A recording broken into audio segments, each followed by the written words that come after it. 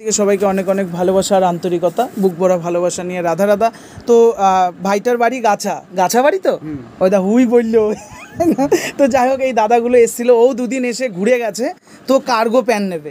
তো ওই কার্গো প্যান্টটা আমি বিক্রি করি, এইচএমের মাল, ব্র্যান্ডেড কোম্পানির মাল, এটা আমি বিক্রি করি মাল বললাম কালেকশন 650-700 টাকা। ওর 2-3 বার আসার জন্য ওকে আমি এটা কত টাকায় দিয়েছি তোকে?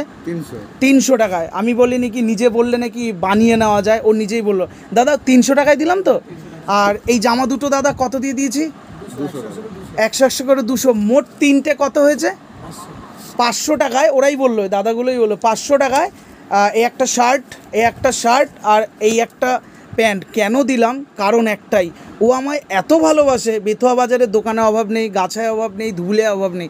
আজ না ওর কাছ থেকে লাভ করলাম না, সবার কাছ থেকেই লাভ করি।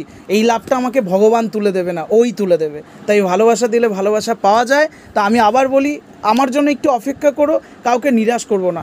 তো একটা কথা আবার বলি, ভালোবাসা দিলে ভালোবাসা পাওয়া যায়। চলো, রাধা রাধা।